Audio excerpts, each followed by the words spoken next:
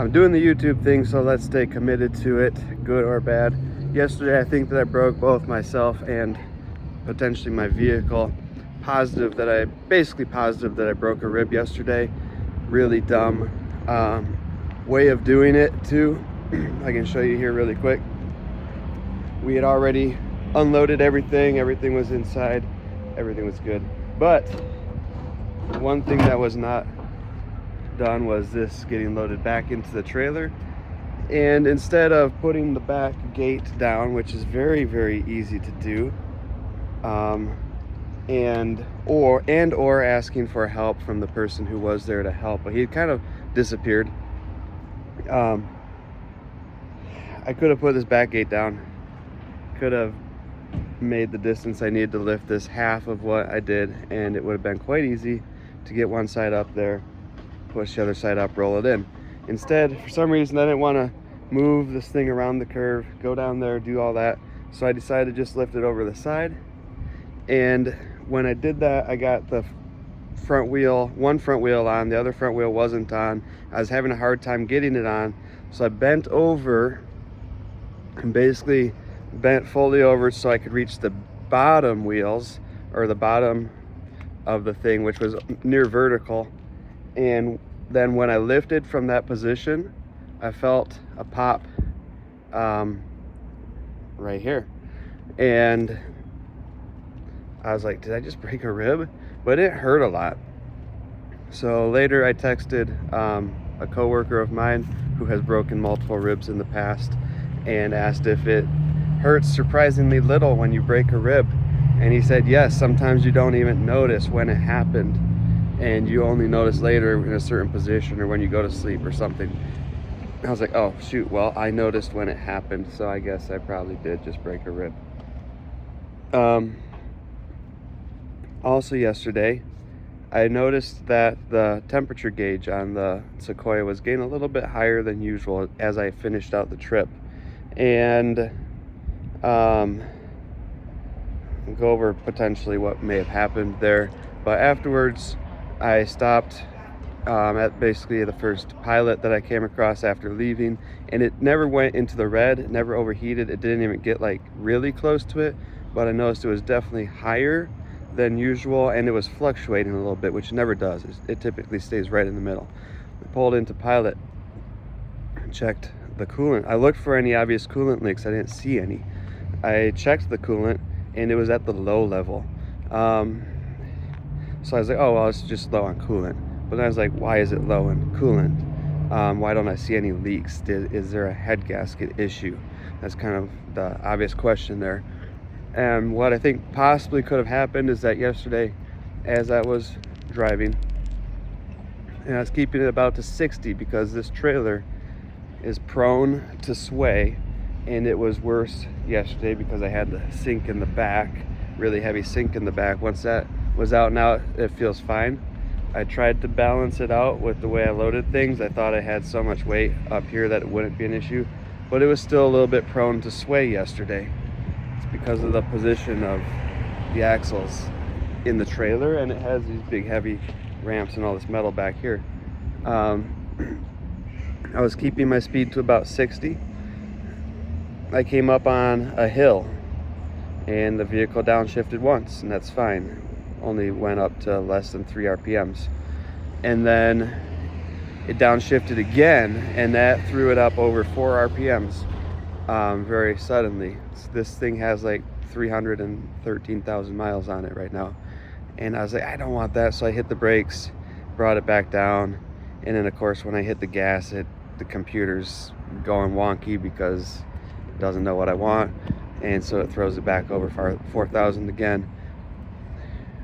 And I was like, I hate that. You know, in theory, the vehicle shouldn't be downshifting beyond its capacities, and it's not redlined there. Redline is about 5.5 in this vehicle, but I just didn't like it. And I was hoping it wouldn't do it again. So every time I came up on a hill, I was kind of watching the speedometer, where if it dropped, I'd be ready to just hit the brakes and prevent it from downshifting, let it slow down a little bit, and get over the hill. I came up on another hill, I was watching the speedometer. The speedometer dropped like 1 mile an hour, and I'm thinking, it's not going to downshift for a 1 mile an hour decrease. And then it was holding steady, and then it just downshifted again. I hit the brakes again, same kind of thing.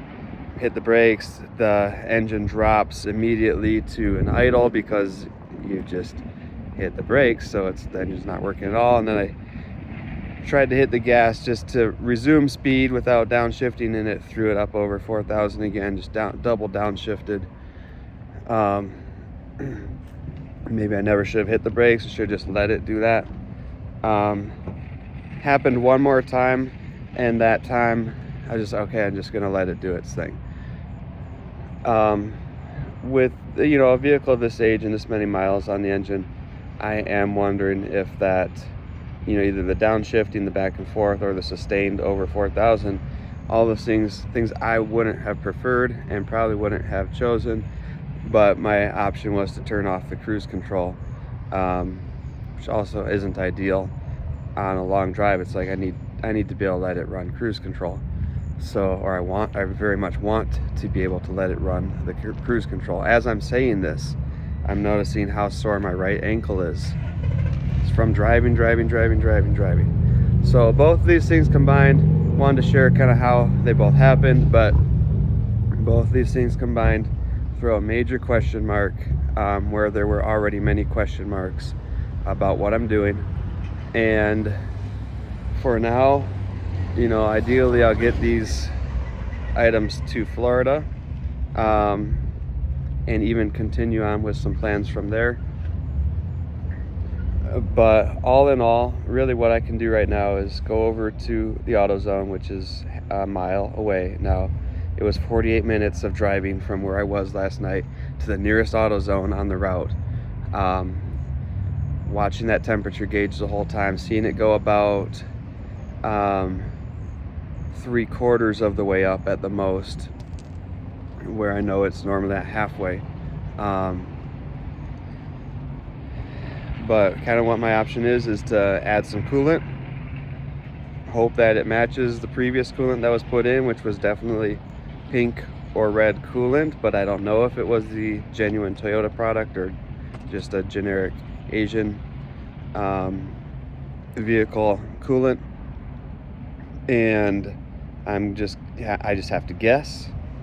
The other really funny thing I'll show you really quick, not really funny, but ironic thing was that the only place I could really look to see if there was any information about what type of coolant was used was on this receipt from when the radiator of this vehicle was changed out by the previous owner, not by him, but by a shop,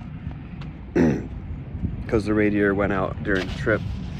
And so I found that receipt, and I was looking at that receipt, and it says mechanics recommendations, install radiator, selling car. And at first I thought that was like they're saying we're installing the radiator because he's selling the car, just like a note there. And then I realized selling the car was probably a recommendation by that mechanic, and I'm not sure if there were specific reasons or if he was just like, hey, this is an old car, it's got a bad radiator, let's just get rid of it. But the vehicle, even despite the high mileage, the vehicle doesn't appear to have any major issues just from looking at it. From a layperson's perspective, it's like, oh, it looks pretty nice. I get that a lot. Nice vehicle. And 300,000 on a Toyota that's been well cared for doesn't scare a lot of mechanics. I don't think it doesn't scare a lot of people. It doesn't scare that doesn't scare people. And a mechanic would know that. A mechanic's not necessarily gonna automatically be afraid of a nice looking vehicle that seems to have been well taken care of and has 300,000 miles on it. So I am wondering, what else was he seeing that prompted him to write that in the recommendations. Maybe I should call him, see if he remembers the vehicle. Probably would not. I very much doubt he'd remember a random Toyota Sequoia that came in a year or two ago. But anyways, that's what's going on.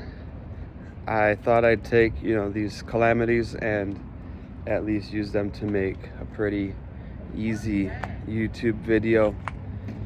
Pretty straightforward standalone little video.